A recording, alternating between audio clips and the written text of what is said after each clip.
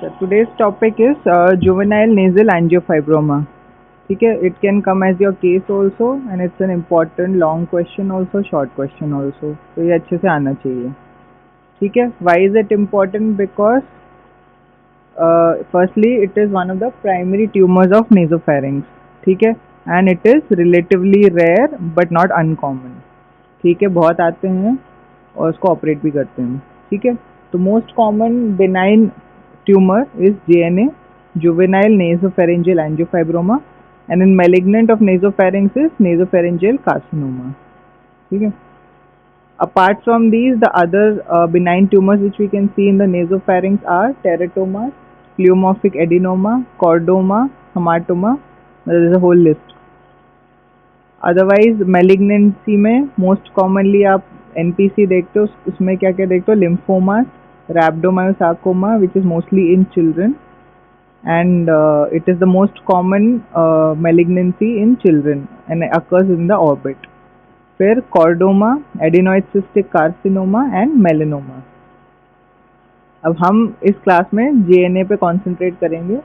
ठीक है, why is it called juvenile? Because it most commonly occurs in second decade. ठीक है, mostly occurs in adolescent teenage boys, तो इसलिए इसको जुवेनाइल कहते हैं. नेजोफेरिंक्स और एंजियोफाइब्रोमा. अब एंजियोफाइब्रोमा कहते हैं वो आगे बताएंगे. ठीक है, etiology is most commonly it is unknown, can be genetic also, but it is associated with hormonal changes. इसमें there might be an aberration of the pituitary gonadal axis, so it is most commonly and exclusively seen in adolescent males. ठीक है, and it is so it there are many theories. One of the theories that it is testosterone dependent. जब testosterone spike होता है adolescence में, तो mostly children who are 12 years to around 30 years male में it is very common. ठीक है, and it is a vascular tissue and it is activated when male sex hormones appears. ठीक है, अब इसमें कैरेक्टरिस्टिक ऑफ एंजियोफाइब्रोमा क्या होता है? इट कैन बी मतलब apart from the other benign nasal mass, it is a benign lesion. ठीक है, but it acts like a malignancy. ठीक है, तो बिनाइन लीजन में क्या है? The most significant feature of angiofibroma is that it is very vascular.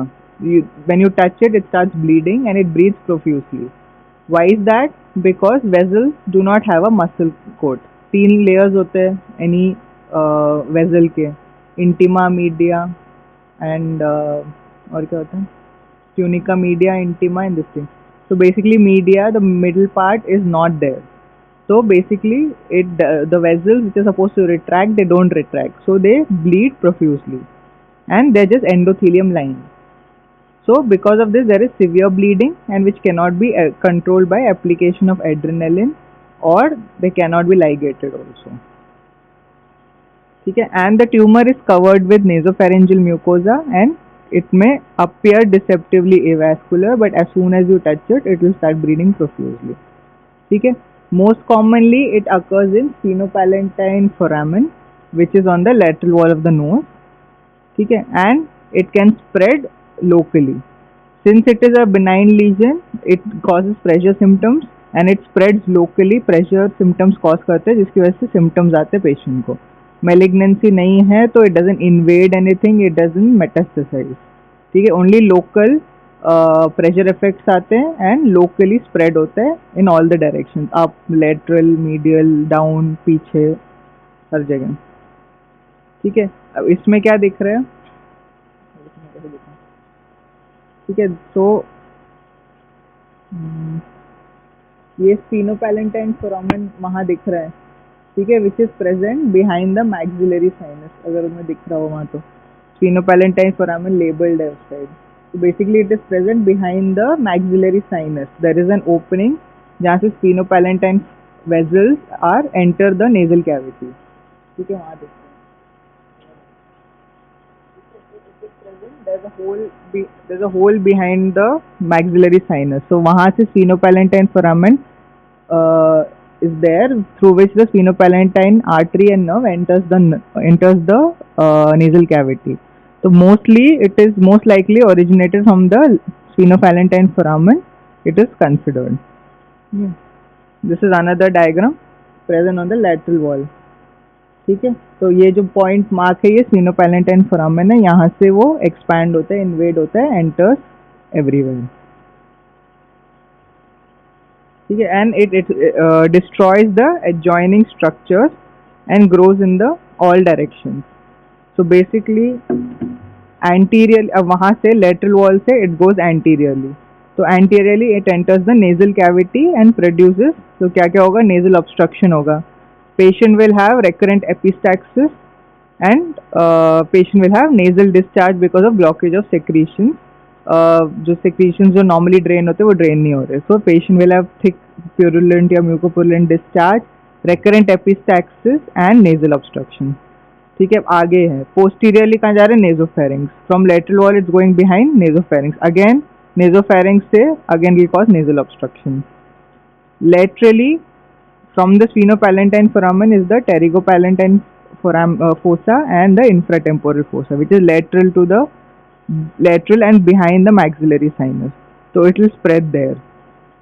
Superiorly कहाँ जाएगा, superiorly it will go into the brain. तो वहाँ से जाएगा middle cranial fossa through the foramen lacerum. Foramen lacerum is present in the pterygopalatine fossa. ठीक है, अब ये थोड़ा तुम्हारे लिए कॉम्प्लिकेटेड है, ये रटना पड़ेगा, but basically when it goes laterally it goes into the pterygopalatine fossa which is present laterally to the maxillary sinus, और उसके lateral होता है infratemporal fossa. वहाँ से there are multiple foramens through which one of the foramen it enters the brain, and that is foramen lacerum. So basically it can invade or encase carotid artery and the cavernous sinus which is present in the skull base. ठीक है, अब इस diagram में क्या है, जे जो लिखा है वो एंजियोफाइब्रोमा है, it is spread anteriorly, IT क्या है, इंफीरियर टर्बिनेट, और एनएस क्या है, nasal septum. So basically it has grown anteriorly, grows anteriorly also, growing posteriorly also. This is another diagram of angiofibroma through endoscopy. अब endoscopy में आपको दिख रहा है वैस्कुलर स्ट्रक्चर है, और आपको लग रहा है कि एडोलेसेंट मेल है और प्रोफ्यूज डिस्चार्ज की हिस्ट्री है, तो आप इसको टच नहीं करोगे. You won't take any biopsy, you won't do any probing, you will just see and then you will directly operate.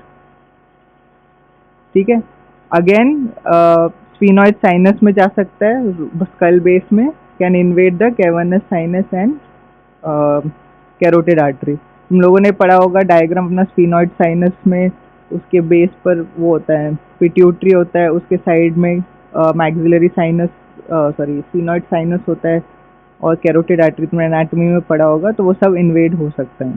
ठीक है, also it can invade anteriorly, it can invade the sinuses, and sinuses कौन से, it can invade the maxillary sinus, ethmoid में जा सकता है, sphenoid में जा सकता है, फ्रंटल में जा सकता है, and cribriform plate which is the skull base again.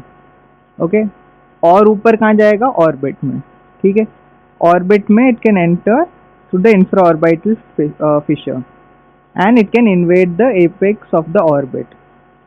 So basically इसमें क्या होगा, patient will have orbital complain, nasal obstruction, पीछे जाएगा, ब्रेन में जा सकता है, तो प्रेशर सिम्टम्स होंगे. ठीक है,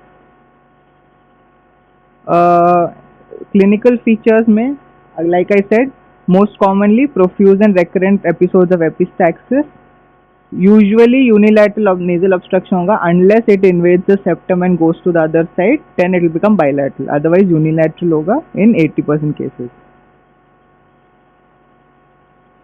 ठीक है, it occurs exclusively in males between 10 to 25 years of age and patient is markedly anemic. Why? Because of again recurrent epistaxis होगा, तो patient usually anemic pallor के साथ आएगा. ठीक है, since it's going into the nasopharynx, eustachian tube obstruction का blockage होगा, there will be serous otitis media, patient will have decreased hearing.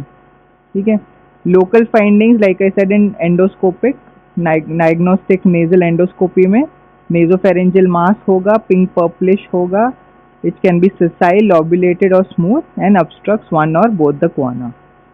ठीक है, consistency is usually firm but it should not be done. Palpation, probing, biopsy should not be done.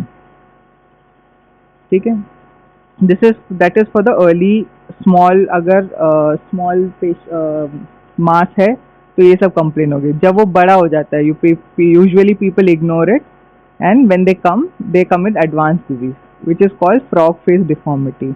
Again, this is because of expansion, pressure symptoms, उसकी वजह से there is frog like face deformity. क्या क्या होता है इसमें? Broadening of nasal bridge होगा यहाँ, ठीक है, प्रोप्टोसिस, आईज बाहर आएंगी, स्वेलिंग ऑफ चीक होगा, involvement of second, third, fourth cranial nerves होगा, because of that there might be pain, diplopia, there can be decrease sensation over on the face, ठीक है, and visual field, patient will have, usually they have diplopia, ठीक है। So this is a frog face deformity. इसमें आपको you can see the nasal bridge is expanded, proptosis हो रहा है, यहाँ स्वेलिंग हो सकती है, यहाँ स्वेलिंग हो सकती है, ठीक है, and patient will have decrease if there is involvement of the fifth nerve. तो फिफ्थ नर्व क्या करता है? हाफ फेस, मतलब it supplies the sensory sensation of the face, तो वो कम हो जाता है, and patient can have other retroorbital pain. Second nerve involve है तो आई ऑक्यूलर मूवमेंट्स नहीं होंगे, patient can not focus, so patient will have diplopia. So you should ask about diplopia also in patient. So this is a classic advanced case में patient ऐसा आता है, यहाँ भी स्वेलिंग होगी, टेंडरनेस होगा पेशेंट को, ठीक है। So basically in an adolescent male, if it is profuse recurrent episodes of nasal bleed, it suggests, basically it means that it can be a juvenile nasal angiofibroma until proven otherwise. There are other benign lesions which bleed also, doesn't mean that others जो मैंने बताए थे they don't bleed, but if it is a patient young adult, first diagnosis, first differential diagnosis should be angiofibroma, then rest comes, ठीक है। अब इसमें क्या क्या कर सकते हैं? Most commonly we do is CT, contrast enhance CT, it is a gold standard, and you can see in that basically हमें क्या देखना है इसमें? एक्सटेंट ऑफ ट्यूमर देखना है, कहाँ तक फैला हुआ है, बोनी डिस्ट्रक्शन देखना है, and displacement. For bony destruction CT is the best. तो कॉन्ट्रास्ट एनहांस करके देख रहे हैं कि is it a benign or malignant, or is it a polyp, or is it a in children there can be even antroconal polyp, ठीक है। तो एंट्रोकॉनल polyp और मेलिग्नेंसी में डिफ्रेंशिएट करने के लिए कॉन्ट्रास्ट एनहांस करना पड़ता है, ठीक है। Characteristic finding of JNA is in CT is, first is expansion of PPF which is pterygopalatine fossa, widening of the sphenopalatine foramen, and because पीछे क्या होता है? टेरिगॉइड प्लेट्स होता है, उसका डिस्ट्रक्शन होगा, टेरिकोपैलेंटाइन फोसा का डिस्ट्रक्शन होगा, स्फीनोपैलेंटाइन फोरामेन का वाइडनिंग होगा, मैक्सिलरी साइनस का डिस्ट्रक्शन होगा, तो ये सब आपको दिखेगा। You can see the extent, you can see what all it involves, ठीक है। Another characteristic sign of JNA in CT is Holman Miller sign. इसमें बेसिकली क्या होता है? Since the sphenopalatine foramen is behind the maxillary sinus, when it starts pushing the wall of the maxillary sinus, there is bowing of the maxillary sinus wall, ठीक है। Why? Which wall? The posterior wall, क्योंकि स्फीनोपैलेंटाइन foramen यहाँ है, as the tumor expands it pushes the posterior wall of the maxillary sinus anteriorly. So this bowing of the posterior wall of maxillary sinus, that is a sign which is called the Hallman-Miller sign, which is one of the characteristics of JNA, ठीक है। समझ आया? अब इसमें क्या दिख रहा है? इसमें again you can see the expansion, it is widely, it is wide, तो ये आगे भी जा रहा है, पीछे भी जा रहा है, laterally this there is a space, ठीक है। So it goes in the pseudopalatine foramen and you will laterally receive this pseudopalatine fossa and interpalatine fossa. This is involving both the nasal cavities, ठीक है, and it goes via the pseudopalatine foramen, which is here, वहाँ से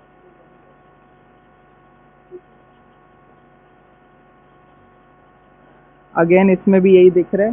इसमें ये जो widening है,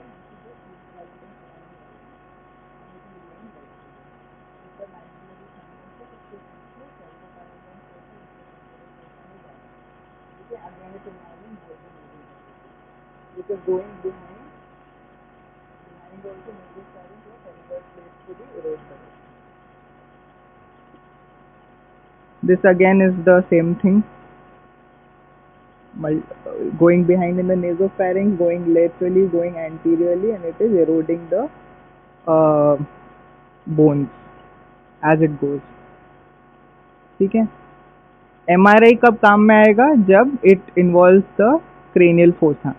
So if it goes in intracranial fossa or infratemporal or orbit, so then you do MRI to see any soft tissue structures का involvement देखने के लिए MRI कराते हैं, और any bony destruction देखने के लिए CT कराते हैं, ठीक है, in anywhere in the body. Or if you want to see post surgery post radiotherapy, if you want to see if there is any residual or recurrent disease, then you do MRI, otherwise you do CCT. ठीक है. You can also do carotid angiography to see the extension and vascularity.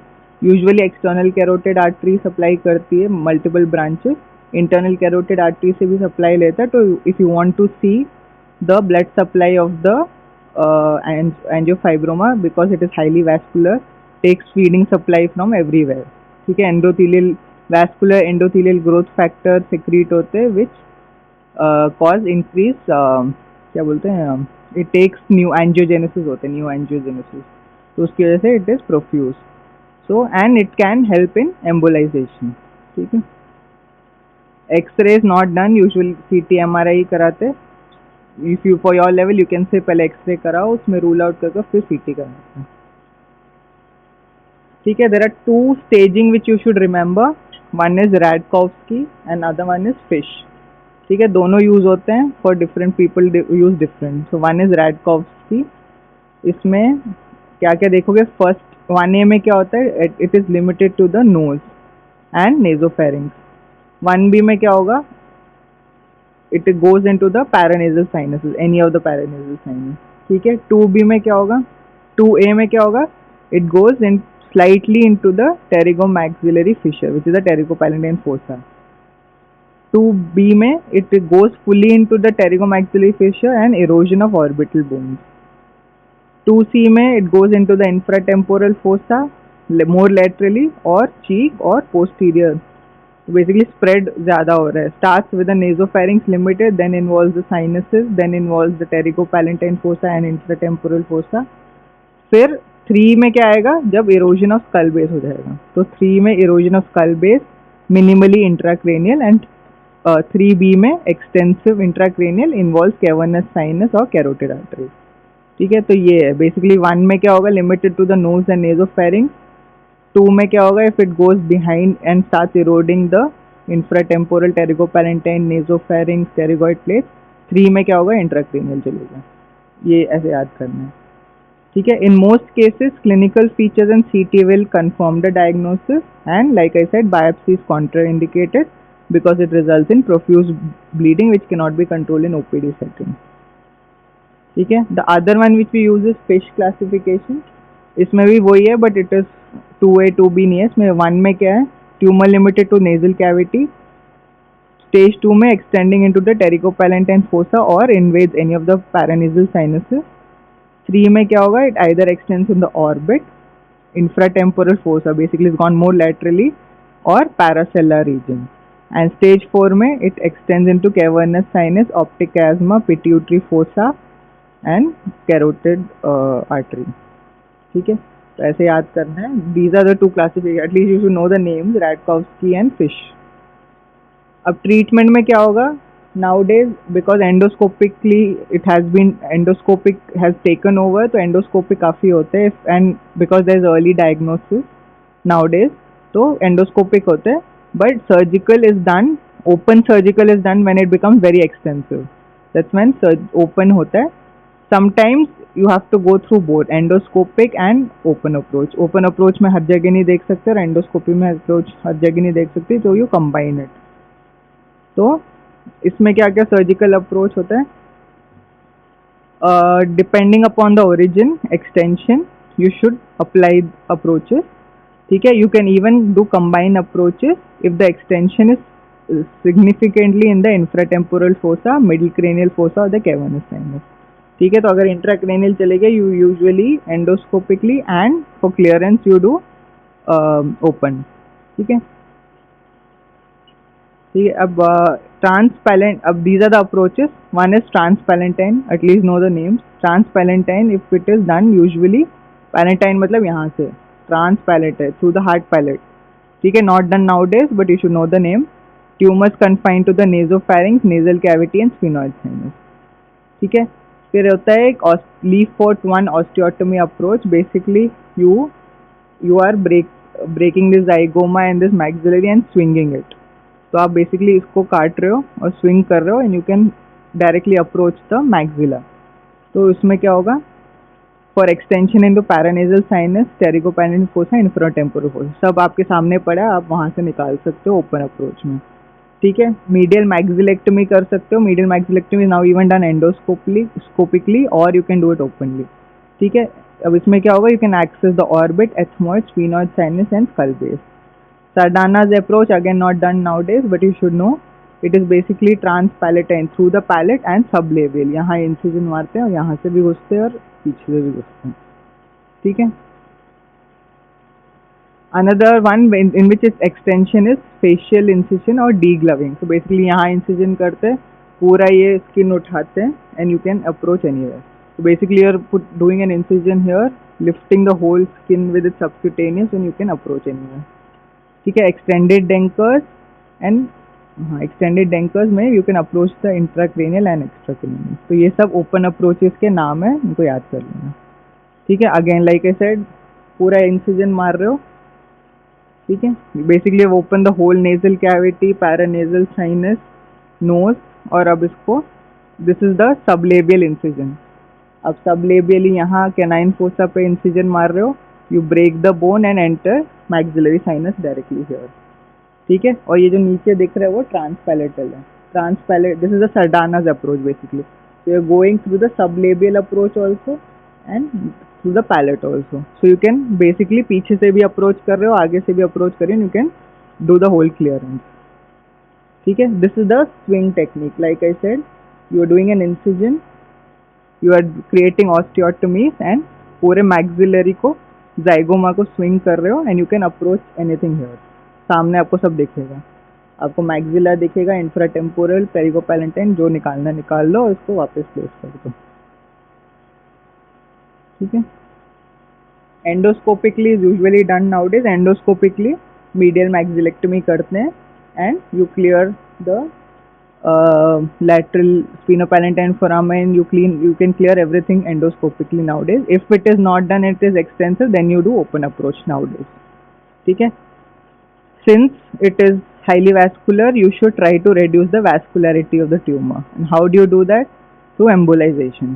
Embolization basically क्या, in a way you are trying to reduce the blood supply, you are trying to embolize that vessel. So basically intraoperative blood loss can be about 2 liters. So you can either embolize the feeding vessel and then you should perform surgery within 24 to 48 hours. Why within 24 to 48 hours? Because if you don't do it, then it starts taking, because like I said, angiogenesis बहुत frequently होता है, so it will start taking collateral blood supply. So within 24 to 48 hours after embolization, after trying to reduce the blood supply, you should do the surgery. Only the branches of external carotid artery can be embolized. Internal carotid artery के branches को नहीं embolize करोगे, नहीं तो क्या होगा, stroke होगा patient को। तो internal carotid artery का blood supply नहीं stop करोगे, external वाला stop करोगे। Another one is estrogen therapy, which is not preferred now, but you should know. Silbestrol 2.5 milligram 3 times a day for 3 weeks. ये पहले देते थे। ठीक है, again one more thing is preoperative radiation, again not given because it doesn't help us. You can do post operatively. ठीक है, endoscopic resection कब करोगे? For early tumors which is limited to the nose, nasopharynx, ethmoid, sphenoid, pterygopalatine fossa तक का आप निकाल सकते हो। Endoscopic में preoperative embolization becomes more important. Why? Because we have limited access. तो इसमें आपको embolization करना है। Usually the blood supply is from internal maxillary artery, which is a branch of external carotid artery. So you have to embolize branches of internal maxillary artery. ठीक है, and it's more important in endoscopically. Why? Because हमारा access limited होता है। Open में तो आपको more approach है, you can ligate anything. Endoscopically embolization becomes more important. ठीक है, some cases, for more advanced cases जिसमें पूरा clearance नहीं हो रहा है operatively, Then you do radiation therapy, but that also we avoid. We try to do, if first sitting में clearance नहीं हो रहा, then we do a second stage operation. ठीक है. Complications again mostly क्या क्या हो सकता है? Secondary malignancy, मतलब osteoradionecrosis, it can be related to radiotherapy, or they can, if the tumor has not been cleared properly, if we have left a remnant, it will grow back again. So recurrence of tumor is not uncommon, ranges to 30 to 50%. Usually recurrence होता ही है because microscopically we might leave a tissue. So recurrence होता है, maybe not immediately, maybe in 10 years, but होगा. ठीक है. Though well documented, spontaneous regression is uncommon. Like I said, hormonal होता है, तो 20 to 30s में आता है patient. But usually if you remove it properly and you do give post-operative radiotherapy, you do proper clearance usually and keep the patient in follow-up, recurrence नहीं होता है. But if you don't keep the patient in follow-up, recurrence is very common. ठीक है.